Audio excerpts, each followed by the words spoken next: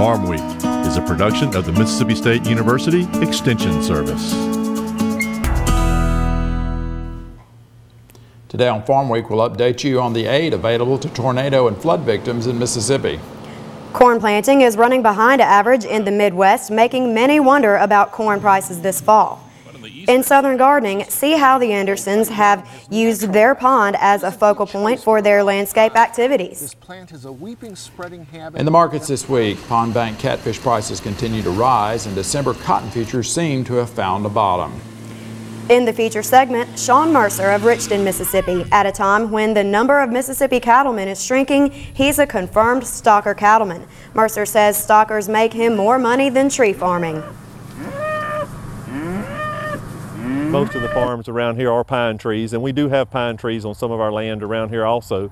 We think that's a good investment, but we also think that while we're able to get out here and really work and put in the effort, that cattle make a lot better rate of return on investment right now than pine trees.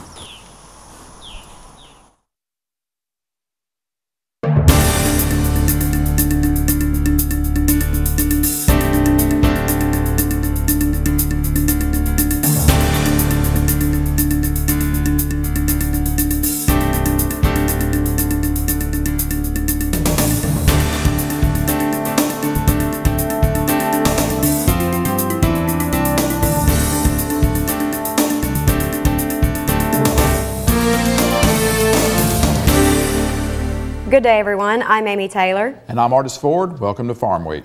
The National Weather Service says the rain moving through the Mississippi River Valley last week will not increase flooding, but it should slow the Mississippi River's fall. Amy, the levees on the Mississippi River and the Yazoo backwater remain closed, but some crossings have been opened in some areas. Meanwhile, most of the levees remain closed until the Mississippi River reaches its official flood stages. The Mississippi Levee Board says that the levees will remain closed to travel until the Mississippi River hits 48 feet on the Greenville gauge. Now, since it just hit 60 feet on its way down, it could be a while. When the Mississippi River hits 58 feet, the Mississippi Levee Board says that it will open the Greenville city front for the sole purpose of riverside homeowners and businesses to access Lake Ferguson and the Mississippi River. Launching of boats will be allowed at Greenville and the Port of Rosedale, but you will have to provide proof that you have property in the area. The Mississippi Emergency Management Agency reports that individuals and families in 40 Mississippi counties are eligible to apply for disaster assistance from the federal government to help with tornado or flood damage. You can find the FEMA website at disasterassistance.gov or call 1-800-621-3362. That's 1-800-621-3362. We will have a link to the list of counties and where to apply for this on our Farm Week website as well. Well, the counties are Adams, Alcorn, Attala, Bolivar, Chickasaw, Choctaw, Claiborne, Clark, Clay, Coahoma, DeSoto, Greene, Grenada, Hines, Holmes, Humphreys, Issaquena, Jasper, Jefferson, Kemper, Lafayette, LaFleur, Marshall, Monroe, Montgomery, Neshoba, Newton, Panola, Quitman, Sharkey, Smith, Sunflower, Tishomingo, Tunica, and Warren counties. Then there's also Washington, Webster, Wilkinson, Winston, and Yazoo. Well, in spite of the flooding in the Mississippi Delta, the state's planting pace is looking good. So let's check on the Mississippi Weekly Crop Report from the Mississippi Ag Statistics Service in Jackson. Planting is running at or near the averages for this state. Of course, those in the floodplains of the Mississippi River and the Yazoo River will have to wait to replant or plant for the first time when the water recedes. Now, this report does reflect conditions as of last Sunday. As we look at topsoil moisture, though, 54% of the state has short to very short soil moisture. It is dry out there in a lot of places. Mississippi corn running on average at this time. Almost all the crop has emerged. Mississippi soybeans, 63% of the crop has emerged as of May 22nd, and that looks pretty good. Mississippi rice looking good as far as the 5-year averages are concerned as well. 84% emerged as of May 22nd. Mississippi cotton, 81% of the crop planted, 53% of the crop has emerged. Mississippi watermelons planting just about finished up there at 92%. Mississippi peanuts running ahead of average, 80% complete as of May 22nd. Mississippi wheat, we see that 10% of the crop has been harvested, and that is ahead of the 5-year average of 2% for this state. While most Mississippi crop plantings are near the 5-year average, it's been a poor spring in the eastern part of the Corn Belt. Market to Market's Mark Pearson reports the planting rate is slow. The Corn Belt is a study in contrast this spring. On the western side, favorable weather has enabled farmers to get most of their corn in the ground. But on the eastern side, persistent rain and cold conditions have stalled planting. According to Weatherbill, a technology company that delivers weather analysis and crop insurance, South Dakota, Illinois, Indiana, and Ohio each are looking at $1.5 billion in crop losses. The risk management company says excessive rain will curtail yields to about 964 million bushels in the Corn Belt, valued at nearly $6.7 billion. According to Jeff Hamlin, Director of Agronomic Research for Weatherbill, in most cases, the bushels at risk are top-end bushels that are completely uninsured by the federal crop insurance program, meaning that the entire $6.7 billion of potential losses would come directly out of farmers' pockets. In Ohio, where only 7% of the state's corn crop has been planted, last month was the wettest April in history. Farmers in Illinois experienced their wettest April since 1895, while in Wisconsin, planters endured the third wettest month in the last 30 years. And as if to add insult to injury, rain is in the forecast in most of the region, which could exacerbate the problem. The last few weeks on Farm Week, we've had to preempt some of the airings of southern gardening due to our extra reporting that we've been doing on the tornadoes and the flooding in the Mississippi Delta. Well, in an attempt to make up for lost time, we have two stories in today's Southern Gardening segment. Extension horticulturist Dr. Gary Bachman takes us first to the Andersons, who are using native plants to landscape around their pond.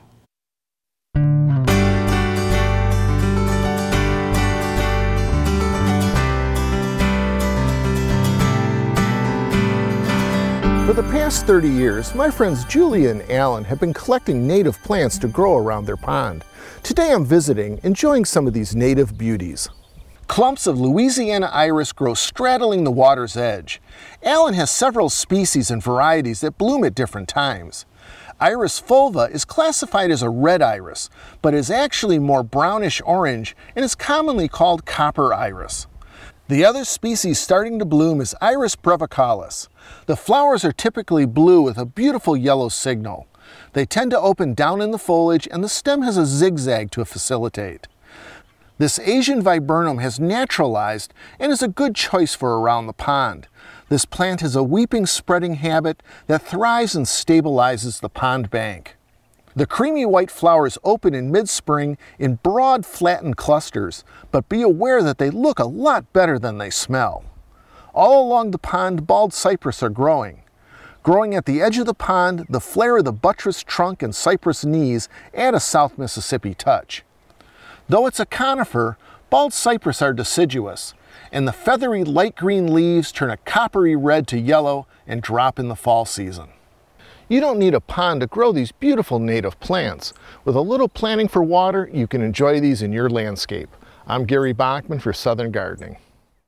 Our second Southern Gardening story concerns those of you who have only a porch or balcony and think that gardening is out of your reach. In this week's Southern Gardening segment, Extension horticulturist Dr. Gary Bachman will give you the secret of having outstanding hanging baskets.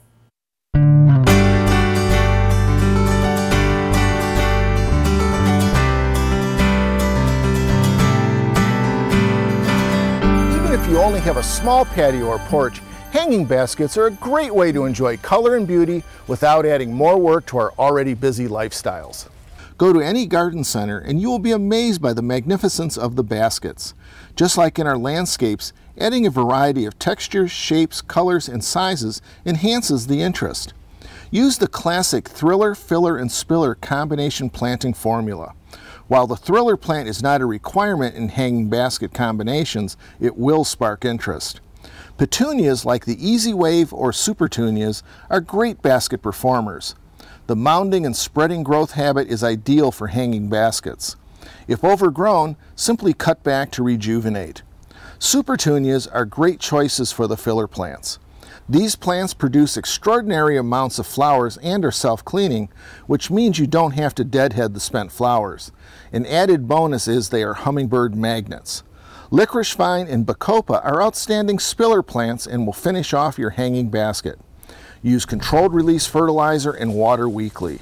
A consistent supply of nutrients will help ensure that heavy bloomers will continue the show throughout the summer.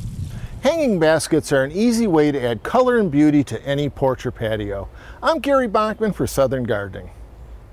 Gary says ask your garden center to suggest some plants to try in your hanging baskets this year. In our feature segment today, trees have gradually displaced cattle in many parts of Mississippi, but one Richton man says that at this point in his life, stocker cattle return him more than trees. It's time now for the markets with Artis sitting in for Leighton Spann, and soybean prices are still attractive right now. Amy, yes, Leighton's taking a little time off, and he deserves that. But one analyst is going to share his soybean sales strategy for us in just a moment. In the markets today, a lot more cattle are being added to the nation's feedlots. U.S. catfish processing and sales are down, while cotton futures seem to stabilize as the month winds down. Well, we begin the markets with cattle. A new USDA report says that the nation's feedlots are becoming more crowded as summer approaches. Farmweek's Leighton Spann talked with Extension Ag economist John Michael Riley on Monday. John Michael, what did the cattle on feed report tell us this time?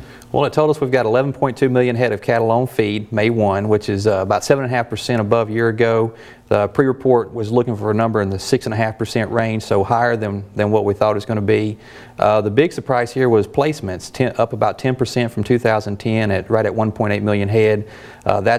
That's almost 3% higher than the highest analyst expectation for that number. So more cattle were placed into feedlots in April, and resulting into a larger on-feed number for May 1. So a lot of cattle out there. Just a lot different picture than April a year ago, for sure. That's correct. You know, the higher placements, we've been seeing that trend for a number of months now, and we've a lot of sentiment out there is where are these cattle coming from, because we're hearing talks of tight supplies out there. And I think the thing to remember is prices have been high, giving incentive to place cattle on feed. You've got Mexican imports, feeder cattle imports from Mexico have been not only higher than 2010, but much higher than is typical from that country. So we're getting a lot of cattle out of Mexico. And just, you know, the overall dynamics, you got some drought conditions in the southern plains, Texas, all the way out through Kansas. So that's forcing producers to liquidate, you know, calves that they might would have retained a little longer. They're having to put those into feedlots just to salvage anything because they don't have the grass. So a lot of conditions are at play here that's pushing these numbers higher a little prematurely. But you'd probably say it's just not your typical pre-Memorial Day market right now. It's really not. You look at, we also got a cold storage number out last week.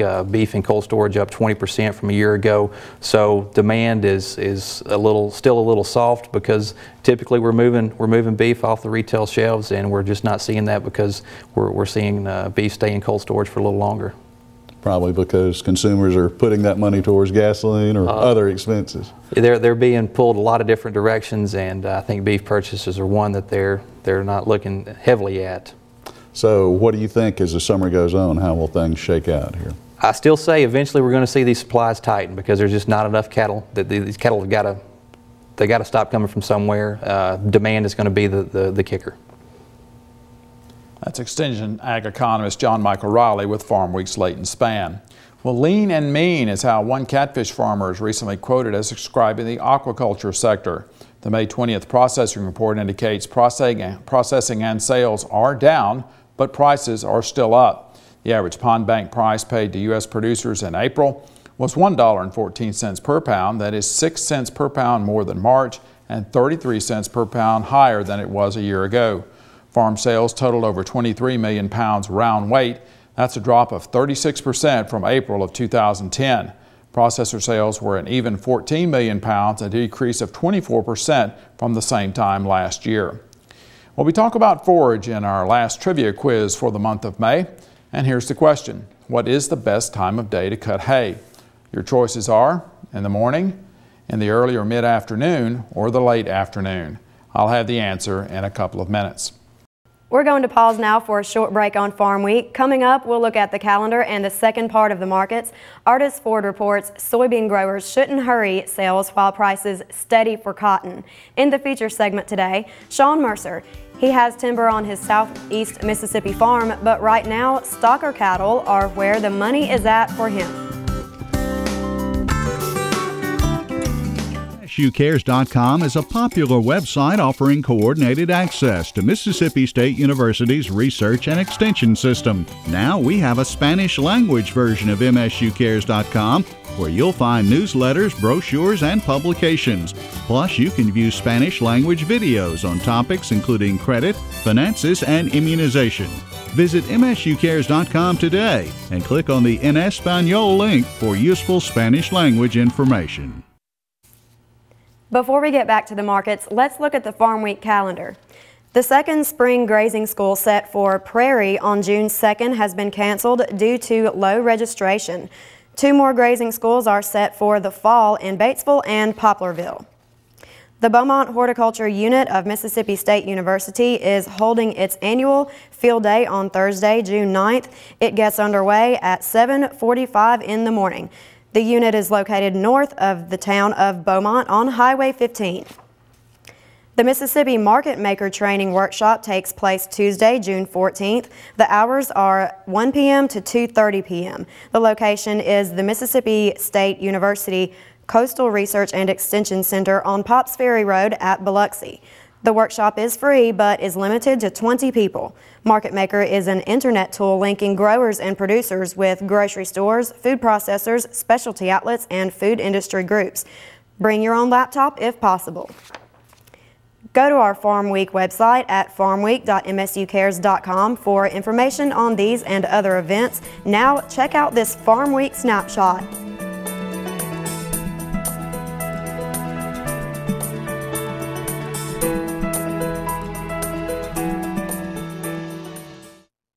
Well, slow planting around the country is keeping soybean prices firm these days.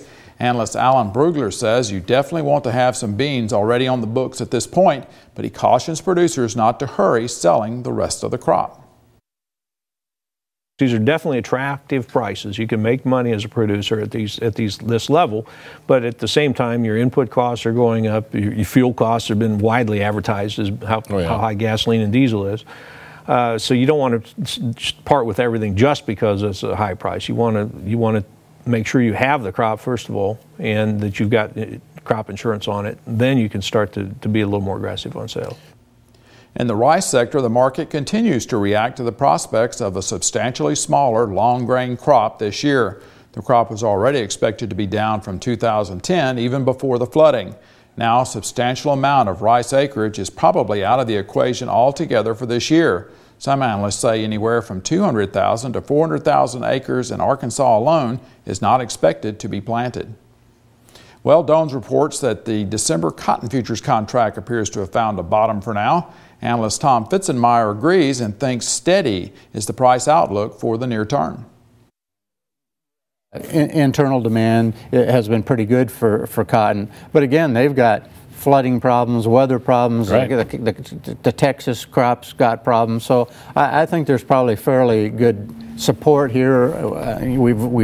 We've had all the fund liquidation in that, just like we had all the other commodities. I think we're going to stabilize here and tend to work higher now for a while. I guess I'd use those rallies when they come along to start making sales there too. Well, just ahead of the feature story, we have the answer to the trivia quiz for you. B is the right choice today. Extension forage specialist Rocky Lemnis recommends that you cut hay in the early to mid-afternoon time frame. Go to msucares.com, click on crops and then forages to find out why. The subject of this week's feature story knows about taking care of lightweight calves. He got into the stocker cattle business less than 20 years ago to keep the family farm and be profitable. Sean Mercer has achieved both of those goals and has received some national recognition along the way. He's not opposed to tree farming, but Mercer says at this point in his life, stockers make him more money than trees. Farm Week's Leighton Spann reports from the Mercer Farm east of Richton, Mississippi, near the Alabama state line. We try to keep everything as calm. We move all our cattle with just a bucket and a truck horn. And after they get used to it, it's pretty easy. They realize that they're going to a little bit better place to eat, so it works out pretty good for us. The stocker cattle business is working out well for Sean Mercer all the way around. He's the third generation to farm this land east of Richton in southeast Mississippi. Sean has developed the ability to make lightweight cattle a profitable enterprise. These calves that we're looking at here probably came in weighing 250, 300 pounds, and they're currently weighing right at 6, and we'll keep them another 30 or 45 days and hopefully find someone that wants them a little bit more than we do and send them on. Sean says his grandmother, Olive Henderson, was very instrumental in his decision to get into the cattle business to begin with. That was 16 years ago, after his grandfather, Carlos Henderson, passed away. The Hendersons had operated this roadside store that still stands on the farm, in addition to running cattle on the place. One of the store fixtures was refinished and is now a piece of furniture in Sean Mercer's home. My grandparents ran that store for over 50 years, I guess, and probably closed it in the early 70s. My grandfather would open up every morning and then go farm, and my grandmother would basically run the store, and they made a pretty good go of it, I guess. Mom and pop operation. The farm had traditionally been a cow-calf operation up until Sean Mercer took over its management. Although he doesn't depend on the farm for a full-time living, Sean says he quickly realized the existing setup wouldn't produce enough return on investment to ultimately buy the farm from family members and preserve it. That's when he switched gears. Up until I took over, we were traditionally cow-calf, and we just decided that that wasn't going to be enough to be able to buy, like this piece of property that my aunt owned. I just couldn't see a cow-calf operation being able to pay for that land, so we switched to stockers. Sean Mercer has never regretted his decision. He's also quick to defend why he didn't follow so many others and just plant trees on all the land. Most of the farms around here are pine trees, and we do have pine trees on some of our land around here also. We think that's a good investment, but we also think that while we're able to get out here and really work and put in the effort, that cattle make a lot better rate of return on investment right now than pine trees. It's obvious Sean enjoys handling the smaller cattle, a class sometimes referred to as flyweights. Calves weighing about 250 pounds, not long separated from the mama cow.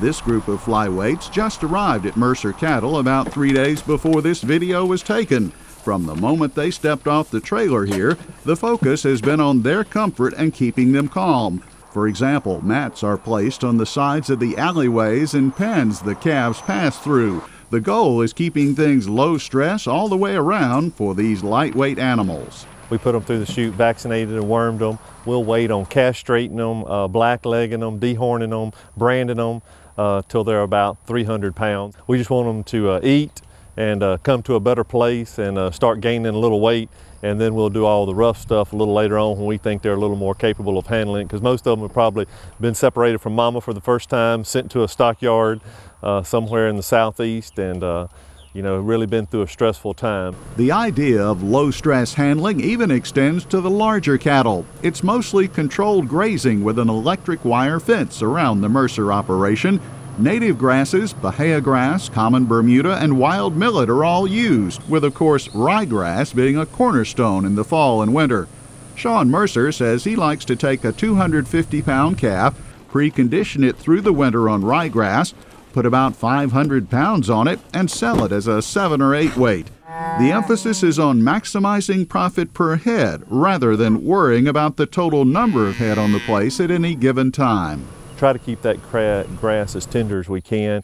Use a lot of cows that we have to come in and kind of clean up behind these calves to keep it eaten off. That way we don't bush hog or anything like that. So a lot of people clip their pastures, but we try to use an animal to harvest that grass and try to get some type of weight out of it to turn into some dollars, hopefully. Sean concentrates on keeping cost and overhead low so he can turn more profit per animal. For example, he contracts with others to bale hay, apply fertilizer, and do other chores. That way, he doesn't have to invest in a lot of equipment himself. Sean Mercer's hard work was recognized by Beef Magazine, which presented the operation its National Stocker Award recently. From Richton, Mississippi, I'm Leighton Spann reporting. You can watch this story again about Sean Mercer on our Farmweek website. We'll have links where you can read the Beef Magazine article about Mercer. He received Beef Magazine's National Stalker Award in 2007. You can also see Farm Week stories on YouTube. Type in Farm Week as one word with quotation marks and you'll find us. And Amy Layton talked with Sean Mercer, and things are still going well for him. So he's still on his plans, and right now he knows what he needs and he gets it done. And he is an example of a good stalker cattleman. He sure is. Well, we are at the end of Farm Week for this week. On our next show, there's nothing like a real-life example to make an impression. If seeing is believing, then you need to get to the Rankin County office of the Mississippi State University Extension Service. Outside the office, there are numerous demonstration plots with everything from flowers to vegetables to lawn grass. In Southern Gardening, want to break up your landscape with color but not with round flowers? Try going vertical with these. And if you'd like further information on Farm Week story, or you want to suggest a story to us, you need to get in touch with us. First of all, our snail mail address is Farm Week Box 9625, Mississippi State, Mississippi 39762. That's Farm Week Box 9625, Mississippi State, Mississippi 39762. Now our telephone number is area code 662-325-2262. That's 325-2262. You can also get in touch with us through contacting your Mississippi State University Extension Service office. For the rest of the Farm Week crew, I'm Artis Ford. And I'm Amy Taylor. Thank you for watching, and we'll see you again next week.